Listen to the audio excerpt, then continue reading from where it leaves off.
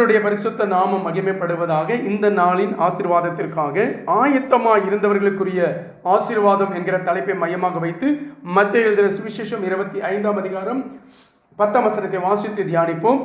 அப்படியே அவர்கள் வாங்க போன போது மணவாளன் வந்துவிட்டார். ஆயத்தமாய் இருந்தவர்கள் அவரோட கூட கல்யாண வீட்டுக்குள் பிரவேசித்தார்கள். கதவும் அடைக்கப்பட்டது. நாம் ஜெபிப்போம். ஆண்டவரே, நீர் தந்த அந்த வார்த்தைக்காக ஸ்தோத்திரம். இந்த வார்த்தையின் ஆசீர்வாதத்தை நாங்கள் புரிந்து கொள்ள உம்முடைய வருகைக்கு ஆயத்தப்பட்ட எங்களுக்கு உதவி செய்யுங்க. இந்த செய்தியை கேட்கிற பிள்ளைகளை இயேசுவே உம்முடைய பரிசுத்த நாமத்தில் ஆசீர்வதிக்கிறேன். உம்முடைய ஆசீர்வாதம் பிள்ளைகளுக்கு உண்டாகட்டும். இயேசுவின் நாமத்தில் வேண்டி கேட்டுக்கொள்கிறேன். சிவனும் வளமிலும் பிதாவே, ஆமென். எனக்கு அன்பான கர்த்தருடைய பிள்ளைகளே, அதிசீக்கிரமாய் வரப்போகிறேன். ஆண்டவராகிய இயேசு கிறிஸ்துடைய ரகசிய வருகையிலே நாம் பிரவேசிக்கும்படியாகவும் நம்மை ஆயத்தப்படுத்தும்படியாகவும் இந்த கடைசி நாட்களிலே எந்த விதத்திலும் நாம் வஞ்சிக்கப்பட்டு போகாதவர்களாய் ஆண்டவராகிய இயேசு கிறிஸ்துடைய ரகசிய வருகையிலே பிரவேசிக்கிற புத்தி உள்ள மனவாட்டிகளாய் நீங்களும் நானும் வாழும்படியாக, புத்தி உள்ள கன்னிகைகளாக, புத்தி உள்ள மனவாட்டிகளாக நீங்களும் நானும் வாழும்படியாக ஆண்டவராகிய இயேசு கிறிஸ்து இந்த வசனத்தை நமக்கு கொடுத்து இருக்கிறார். இந்த வசனத்தை நாம் வாசித்து தியானிக்க போகிறோம். எனக்கு அன்பான கர்த்தருடைய பிள்ளைகளை, சொல்லப்பட்டிருக்கிற இந்த வசனம் எதை குறித்து சொல்லப்பட்டுள்ளது என்றால் 25ஆம் அதிகாரத்திலே 1ஆவது வசனத்திலே இப்படியாக சொல்லப்பட்டுள்ளது. அப்பொழுது பரலோக ராஜ்யம் தங்கள் தீவெட்டிகளை பிடித்துக் கொண்டு மணவாளனுக்கு எதிர்கொண்டு போக புறப்பட்ட 10 கன்னிகைகளுக்கு ஒப்பாய் இருக்கும் என்று சொல்லப்பட்டுள்ளது. இந்த சம்பவம் இஸ்ரவேல் தேசத்தினுடைய திருமண முறையின் கலாச்சாரத்தை அடிப்படையாக வைத்து ஆண்டவராக இயேசு கிறிஸ்து அவருடைய வருகையில நம்ம பிரவேசிக்க பண்ணுவதற்கு நாம் எப்படியாக ஆயத்தப்பட வேண்டும் என்பதை இந்த வேத பகுதியின் வாயிலாக நமக்கு வெளிப்படுத்தியுள்ளார். என்ன இஸ்ரவேல் தேசத்தில் இருந்த யூத முறைமைகளுடைய கலாச்சாரம் என்னவென்றால், அவர்கள் திருமண காரியத்திலே ஒரு பொது இடத்தில் வைத்து திருமணத்தை நடத்துவார்கள். திருமணம் முடிந்ததற்கு பிறகு பெண் வீட்டிலே 7 நாட்கள் திருமண பெண்ணுக்கும் மணவாளனுக்கும் விருந்து கொடுக்கப்படும். 7 நாட்கள் பெண் வீட்டில் இருந்து விருந்து காரியங்கள் முடித்துவிட்டு பிறகு மணவாளனுடைய வீட்டிற்கு மணவாட்டியை அழைத்து கொண்டு இரவு நேரத்தில் செல்லுவது அவர்களுடைய வழக்கமாக இருக்கிறது. இன்றைக்கும் இஸ்ரேல் தேசத்தினுடைய வழக்கம் என்று வேத பண்டிதர்கள் வேதாகமத்தில் எழுதி வைத்துள்ளார்கள். எனக்கு அன்பான தேவனுடைய பிள்ளைகளை, இப்படியாக இருக்கிற இந்த வழக்கத்தின்படி மணவாளன் தன்னுடைய மணவாட்டி வீட்டிலே நடந்து முடிந்த அந்த 7 நாட்கள் விருந்து பரிமாறப்பட்ட அந்த 7 நாட்கள் முடிந்ததற்கு பிறகு மணவாட்டியை அழைத்து கொண்டு தன்னுடைய வீட்டிற்கு இரவு நேரங்களிலே போவார். அப்படி போகும் பொழுது மணவாளனுடைய வீட்டுக்கு வருகிற மணவாளனுடையும் அவருடைய மனைவியும் வரவேற்பதற்காக அந்த நாட்களிலே அந்த தேசத்திலே கன்னி பெண்கள் காத்திருப்பார்கள். இரவு நேரங்களிலே மணவாளனை வரவேற்பதற்காக காத்திருப்பார்கள். அப்படி வரும் பொழுது மணவாளனோடு கூட சேர்ந்து அவருடைய வீட்டிற்குள்ளே சென்று மணவாளனுடைய வீட்டிலே ஆயத்தமாக்கி இருக்கிற விருந்தை சாப்பிட்டு விட்டு அந்த இடத்துல இருந்து விட்டு கடந்து போவது இந்த கன்னி பெண்களுடைய வழக்கம். இதுதான் இஸ்ரவேல் தேசத்தினுடைய முறைமை என்று எழுதி வைக்கப்பட்டுள்ளது. எனக்கு அன்பான தேவனுடைய பிள்ளைகளே, இந்த சம்பவத்திலிருந்து நமக்கு ஆண்டவர் கற்றுக் கொடுக்கிற காரியம் என்னவென்றால், இந்த சம்பவத்தின்படியாக இந்த வேத புத்தகத்திலே 10 கன்னிகைகள் சொல்லப்பட்டுள்ளது. 5 கன்னிகைகள் புத்தி உள்ளவர்கள் என்றும் 5 பேர் புத்தி இல்லாதவர்கள் என்றும் சொல்லப்பட்டுள்ளது. எதை வைத்து புத்தி உள்ளவர்கள் 5 பேர் புத்தி இல்லாதவர்கள் 5 பேர் என்று சொல்லப்பட்டுள்ளது என்றால், புத்தி உள்ளவர்கள் மணவாளன் எப்பொழுதும் வருவார் என்று எதிர்பார்த்து அவரோடு கூட கல்யாண வீட்டிற்குள் பிரவேசிக்கும்படியாக ஆயத்தமாக்கப்பட்டிருக்கிற விருந்தை சாப்பிடும்படியாக அவரை வரவேற்பதற்கும் அவரோடு கூட சேர்ந்து கல்யாண வீட்டிற்குள் அவருடைய வீட்டிற்குள் செல்வதற்கும் ஆயத்தம் உள்ளவர்களாய் புத்தி உள்ளவர்களாய் இந்த புத்தியுள்ள கன்னிகைகள் தீவெட்டிகளை எரி வைப்பதற்கு தேவையான எண்ணெயையும் அவர்கள் வைத்திருந்தார்கள் என்று வேத புத்தகத்தில் சொல்லப்பட்டுள்ளது. புத்தி இல்லாதவர்கள் தீவெட்டியை மாத்திரம் வைத்திருந்தார்கள். அவர்கள் கைகளில் எண்ணெய் இல்லை. எனக்கு அன்பான தேவனுடைய பிள்ளைகளை, இந்த நேரத்திலே நாம் அறிந்து கொள்ள போகிற ஒரு முக்கியமான ஆசீர்வாதமான செய்தி என்னவென்றால், புத்தி உள்ளவர்கள் வைத்திருந்த தீவெட்டியும் புத்தி உள்ளவர்கள் கைகளில் வைத்திருந்த எண்ணெய் வைத்திருந்த பாத்திரமும் எதை குறிக்கிறது என்றால், இந்த நாட்களிலே நாம் வாழ வேண்டிய வாழ்க்கை முறையை குறிக்கிறது. தீவெட்டி என்றாலே எரிந்து பிரகாசிக்க வேண்டிய சாட்சி உள்ள ஒரு வாழ்க்கையை குறிக்கிறது. எண்ணெய் என்பது நம்மை சாட்சி உள்ளவர்களால் நம்மளை வாழ வைப்பது பரிசுத்த ஆவியானவருடைய அபிஷேகம். அல்லேலூயா சொல்லுவோம். அப்போஸ்தலர் 1ஆம் அதிகாரம் 8ஆம் வசனத்தில் இப்படியாக சொல்லப்பட்டுள்ளது, பரிசுத்த ஆவியானவர் உங்களிடத்தில் வரும்பொழுது நீங்கள் பலன் அடைந்து என்று சொல்லப்பட்டுள்ளது. பரிசுத்த ஆவியான நம்மிடத்தில் வரும்பொழுது நம்மை பலன் கொடுக்கிறார், உன்னதத்தினுடைய பலனை கொடுக்கிறார். புத்தி இல்லாதவர்களாக இருக்கிற நம்மை புத்தி உள்ளவர்களாக மாற்றுகிறார். புத்தி உள்ளவர்களாக மாற்றி நம்முடைய வீட்டிலே, நம்முடைய சபையிலே, நம்முடைய குடும்பத்திலே, நம்முடைய சமுதாயத்திலே, இந்த தேசத்திலே நம்முடைய சாட்சி உள்ளவர்களாய் பரிசுத்தம் உள்ளவர்களாக, புத்தி உள்ளவர்களாக, புத்தியுள்ள கன்னிகைகளாக, புத்தியுள்ள மனவாட்டிகளாக நம்மை உருவாக்குவது பரிசுத்த ஆவியானவருடைய அபிஷேகமாகும். அல்லேலூயா, அல்லேலூயா. இந்த கடைசி நாட்களிலே தேவ பிள்ளைகளை எங்கே பார்த்தாலும் கள்ள தீர்க்கதரிசிகளும் கள்ள போதகர்களும் எழும்பி தெரிந்து கொள்ளப்பட்ட தேவ ஜனங்களை வஞ்சித்துக் கொண்டிருக்கிற இந்த நாட்களிலே நாம் வரப்போகிற மணவாளனாகிய இயேசு கிறிஸ்துடைய வருகையில் பிரவேசிக்க வேண்டுமானால் பரிசுத்த ஆவியின் அபிஷேகத்தை எப்பொழுதும் பெற்றவர்களாகவும், பரிசுத்த ஆவியின் அபிஷேகத்தை பெற்று ஒரு சாட்சி உள்ள ஒரு வாழ்க்கை வாழுகிறவர்களாகவும் இருக்கும் பொழுது புத்தி உள்ள கன்னிகைகளுக்கு ஒப்பாக அது சொல்லப்பட்டுள்ளது. புத்தி இல்லாத கன்னிகைகள் என்ன வைத்திருந்தார்கள்? அவர்கள் கைகளிலே தீவெட்டிகளை வைத்திருந்தார்கள். நடந்த காரியம் என்ன? மணவாளன் வர தாமதித்த பொழுது இந்த மணவாளனுடைய வீட்டிலே காத்திருந்த மணவாளனை வரவேற்பதற்காக காத்திருந்த இந்த 10 கன்னிகைகளும் தூங்கி விடுகிறார்கள். தூங்கி விட்டதற்கு பிறகு நடுராத்திரியிலே மணவாளன் வருகிறார் என்கிற செய்தியை கேட்டு அந்த இஸ்ரவேல் தேசத்தினுடைய கலாச்சாரத்தின்படி மணவாளன் மணவாட்டியோடு வருகிறார் என்கிற செய்தியை கேட்டு எல்லா 10 கன்னிகைகளும் எழும்புகிறார்கள். எழும்பி புத்தியுள்ள இந்த கன்னிகைகள் தங்கள் கைகளில் வைத்திருந்த தீவெட்டியை எண்ணெயை ஊற்றி எரிய விடுகிறார்கள், ஆயத்தப்படுகிறார்கள். புத்தி இல்லாதவர்கள் கைகளில் எண்ணெய் இல்லாதபடினால் அவர்களை தீவெட்டியை எரிய வைக்க முடியவில்லை. புத்தியுள்ளவர்கள் செய்த அந்த கிரியைகள் நிமித்தமாக மணவாளன் அழைத்துக் கொண்டு வந்த மணவாட்டியோடு மணவாளனுடைய வீட்டிற்குள்ளாக புத்தியுள்ளவர்கள் செல்கிறார்கள். கதவு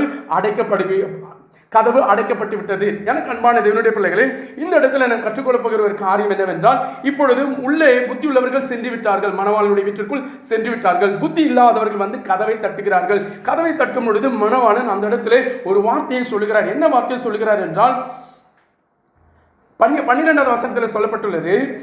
அதற்கு அவர் 11-12 வாசிக்கும் பொழுது, பின்பு மற்ற கன்னிகைகளும் வந்து ஆண்டவரே ஆண்டவரே எங்களுக்கு திறக்க வேண்டும் என்றார்கள். அதற்கு அவர், உங்களை அறியேன் என்று மெய்யாகவே உங்களுக்கு சொல்லுகிறேன் என்றார். இந்த இடத்துல ஒரு வார்த்தையை புத்தி இல்லாத கன்னிகைகளை பார்த்து மணவாளன் சொல்லுகிறதாக எழுதப்பட்டுள்ளது. எனக்கு அன்பான தேவனுடைய ஜனமே, உங்களையும் என்னையும் பார்த்து ஆண்டவர் அறியேன் என்று சொல்லக்கூடாது. ஏனென்றால் அறியேன் என்று ஆண்டவர் யாரை பார்த்து சொல்லுகிறார்? வேத வசனத்தில் நான் வாசிக்கும் பொழுது மத்தேயு 7:21 சொல்லப்பட்டிருக்கிறது, பரலோகத்தில் இருக்கிற பிதாவின் சித்தத்தின்படி செய்கிறவனே பரலோக ராஜ்யத்தில் பிரவேசிப்பானே அல்லாமல் என்னை நோக்கி கர்த்தாவை கர்த்தாவை என்று சொல்லுகிறவன் அதில் பிரவேசிப்பது இல்லை என்று வேத வசனத்தில் சொல்லப்பட்டுள்ளது. பிதாவினுடைய சித்தத்தின்படி செய்யாமல் வாழ்கிறவர்களை அந்த இடத்திலே ஆண்டவர் என்னவென்று சொல்லுகிறார் என்றால், அக்கிரம செய்கைக்காரரே. நன்றாக தெரிந்து கொள்ளுங்கள், யார் இந்த புத்தி இல்லாதவர்கள் என்றால், தேவனுடைய சித்தத்தின்படி நடக்காதவர்கள் புத்தி இல்லாதவர்களாக வேதத்தில் சொல்லப்பட்டுள்ளது. தேவனுடைய சித்தத்தின்படி செய்யாத மனிதர்கள் தேவனுடைய பார்வையிலே அக்கிரமக்காரர்களாக இருக்கிறார்கள். தேவனுடைய பார்வையிலே அவர்கள் புத்தி இல்லாதவர்களாக இருக்கிறார்கள். இந்த வேத வசனத்தை நம்ம அடிப்படையாக வைத்து அவர்களை எப்படி நம்ம ஒப்பிட்டு சொல்லலாம் என்றால், அவர்கள் புத்தி இல்லாத கன்னிகைகளை போல இருக்கிறார்கள். எனக்கு அன்பான தேவனுடைய பிள்ளைகளே, இந்த சம்பவத்தில் சொல்லப்பட்ட இஸ்ரவேல் தேசத்தினுடைய கலாச்சாரத்தின்படி வேண்டுமானாலும் ஒருவேளை மணவாளன் மணவாட்டியோடு வரும்பொழுது அவர்களை வரவேற்புரையாளர்களாக இருந்திருக்கலாம் அந்த கன்னிகைகள். ஆனால் நாம் இந்த கடைசி நாட்கள் அப்படி இருக்கக்கூடாது. ஏனென்றால் இந்த கன்னிகைகளை காட்டிலும் விசேஷித்தவர்கள் நீங்களும் நானும். எப்படி என்றால், நீங்களும் நானும் ஆண்டவராக இயேசு கிறிஸ்து வரும் பொழுது ஆண்டவரை வாரும் என்று சொல்லி அவரை வரவேற்கிறவர்களாக மாத்திரமல்ல, அவரை எதிர்கொண்டு போகிற மணவாட்டிகளாய் உங்களையும் என்னையும் ஆண்டவர் தெரிந்து கொண்டிருக்கிறார். கரங்களை தலையிலே சொல்லுங்க, ஹல்லேலூயா. உங்களையும் என்னையும் தெரிந்து கொண்டிருக்கிறார். அவருடைய மணவாட்டிகள் பரிசுத்தமான மணவாட்டிகள், அவருடைய இரத்தத்தினாலே கழுவப்பட்ட மணவாட்டிகளாய் நீங்களும் நானும் இருக்கிறபடியினால் ஆண்டவருடைய வருகையிலே உங்களையும் என்னையும் பார்த்து அக்கிரம செய்கைக்காரரே உங்களை அறியேன் என்று சொல்லாதபடிக்கு நாம் எப்படிப்பட்டவர்களாக வாழ வேண்டும் என்றால், புத்தி உள்ளவர்களாக, புத்தியுள்ள கன்னிகைகள் வைத்திருந்தார்கள் அல்லவா தீவெட்டிகளும் எண்ணெயும், அதே போல நாம் இந்த கடைசி நாட்களிலே பரிசுத்த ஆவியின் அபிஷேகத்தை பெற்று பரிசுத்த ஆவியானவர் போதிக்கிற வண்ணமாக நாம் நம்முடைய வாழ்க்கையை அமைத்துக் கொள்ளும் பொழுது, பரிசுத்த ஆவியினால் நாம் நடத்தப்படுகிற ஒவ்வொரு செய்கைகளும் அது தேவ சித்தத்தின்படியான செய்கையாக இருக்கும். ஒவ்வொரு செய்கையிலும் பரிசுத்த ஆவியானவர் நடத்தி, பரிசுத்த ஆவியானவர் மூலமாக நாம் செய்கிற ஒவ்வொரு காரியமும் அது பரிசுத்தமானதாக காணப்படும். பரலோகத்தினால் சாட்சி பெறுகிற ஒரு வாழ்க்கை நமக்கு உண்டாகும். அல்லேலூயா. இந்த உலகத்தில் இருக்கிற மனிதர்கள் சொல்லுகிற சாட்சி அல்ல, பரலோகத்தினால் முதலாவது நீங்களும் நானும் சாட்சி உள்ளவர்களாய் பரலோகத்தின் தேவன் நம்மை குறித்து சாட்சி கொடுக்க வேண்டும். இவன் என்னுடைய உத்தமன், இவன் என்னுடைய உத்தமன், இவன் என்னுடைய உத்தமி என்று சாட்சி கொடுக்கிற அளவுக்கு நம்மை உருவாக்குவதற்காக பரிசுத்த ஆவியானவரை கர்த்தர் நமக்கு பொழிந்தருளி இருக்கிறார். ஹல்லேலூயா. தேவ பிள்ளைகளே, அக்கிரம செய்கைக்காரர்களாக நாம் வாழ்வோமானால் புத்தி இல்லாத கன்னிகைகளுக்கு ஒப்பாக நாம் காணப்படுவோம். அப்படி புத்தி இல்லாத கன்னிகைகளைப் போல தேவ சித்தத்தை செய்யாமல் தேவனுக்கு விரோதமாக, சத்தியத்துக்கு விரோதமாக, வேத வசனத்துக்கு விரோதமாக நாம் வாழ்ந்து கொண்டிருந்தால் ஆண்டவராகிய இயேசு கிறிஸ்துவின் வருகையிலே, அந்த ரகசிய வருகையிலே அவருடைய ஆரவார சத்தமும் தேவ எக்கால சத்தமும் நம்முடைய காதுகளிலே கேட்காதபடிக்கு அக்கிரம செய்கைக்காரர்களாக, புத்தி இல்லாத கன்னிகைகளாக வாழ்ந்து விடுவோம். மணவாளனாகிய இயேசு கிறிஸ்து வானத்திலிருந்து இறங்கி வரும் பொழுது மத்திய ஆகாயத்திலே அவரை எதிர்கொண்டு போகிற பரிசுத்தமான மணவாட்டிகளாய், புத்தியுள்ள மணவாட்டிகளாய் நீங்களும் நானும் வாழும்படியாகவே ஆண்டவராகிய இயேசு கிறிஸ்து அவருடைய விலையேற பெற்ற ரத்தத்தை சிந்தி நம்மளை மீட்டு எடுத்திருக்கிறார். புத்தி இல்லாதவர்களாக உங்களை அறியேன் என்று சொல்லுகிற அந்த நிலைமைக்கு நாம் தள்ளப்பட்டு விடாதபடிக்கு, அக்கிரம செய்கைக்காரரே என்னை விட்டு அகன்று போங்கள், அக்கிரம செய்கைக்காரரே புத்தி இல்லாதவர்களே என்னை விட்டு அகன்று போங்கள், என்னுடைய ராஜ்யத்திற்கு நீங்கள் பாத்திரமானவர்கள் அல்ல என்று சொல்லி நம்மை ஆண்டவர் ஒதுக்கி விடாதபடிக்கு, என்னுடைய உத்தமியே, என்னுடைய மனவாட்டியே, என்னுடைய சந்தோஷத்திற்குள், என்னுடைய இளைப்பாறுதலுக்குள் பிரவேசி, என்னுடைய ராஜ்யத்திற்கு நீ வா என்று சொல்லுகிற அந்த கர்த்தருடைய ஆரவார சத்தத்தை, தேவ எக்கால சத்தத்தை கேட்கிற பாக்கியத்தை அடையும்படியாக இந்த உலகத்தில் நாம் எப்படி வாழ வேண்டும்? புத்தியுள்ள கன்னிகைகளைப் போல, புத்தியுள்ள மணவாட்டிகளாய் நீங்களும் நானும் வாழ வேண்டும். பரிசுத்த ஆவியானவருடைய அபிஷேகத்தை பெற்றவர்களாக, பரிசுத்த ஆவியானவர் சொல்லுகிற வண்ணமாக நாம் எதை செய்தாலும், எங்கு போனாலும், எங்கு வந்தாலும் தேவ சித்தமா, தேவ சித்தம் இல்லையா என்று நாம் ஆராய்ந்து பார்த்து அதன்படி நம்முடைய வாழ்க்கையை நாம் அமைத்துக் கொள்வோம். ஆனால் நாம் எப்பொழுதும் புத்தியுள்ள கன்னிகைகளைப் போல, புத்தியுள்ள மணவாட்டிகளா நாம் வாழ்வோம்.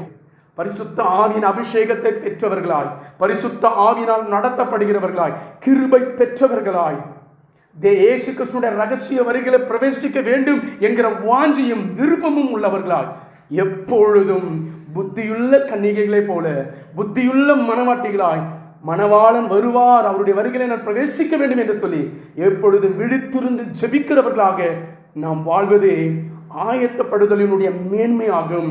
அப்படி புத்தியுள்ள கன்னிகைகளாய், புத்தியுள்ள மணவாட்டிகளாய் நாம் நம்மை அர்ப்பணித்து வாழும் பொழுது ஆண்டவர் வரும் பொழுது நான் அறியேன் என்று நம்ம சொல்ல மாட்டார். ஏனென்றால் புத்தியுள்ள கன்னிகைகளாய் நீங்களும் நானும் வாழும் பொழுது நமக்குள் இருக்கிற மிக சிறந்த ஒரு குணம், ஏற்கனவே சொன்னேன், பரிசுத்த ஆவியினால் நாம் நிரப்பப்பட்டு பரிசுத்த ஆவியானவர் போதிக்கிற வண்ணமாக நம்முடைய வாழ்க்கை அமையும் பொழுது, பரிசுத்த ஆவியானவர் சொல்லுகிறபடி ஒவ்வொரு காரியத்தையும் நாம் செய்யும் பொழுது அது தேவ சித்தமாக இருக்கும். அதில் பரிசுத்தம் உண்டாகும், அதில் கிருபை பெருகும், நம்முடைய வாழ்க்கை ஆசீர்வதிக்கப்படும், நம் குடும்பம் ஆசீர்வதிக்கப்படும், நம் மூலமாக திரளான ஆத்துமாக்கள் ஆசீர்வதிக்கப்படுவார்கள்.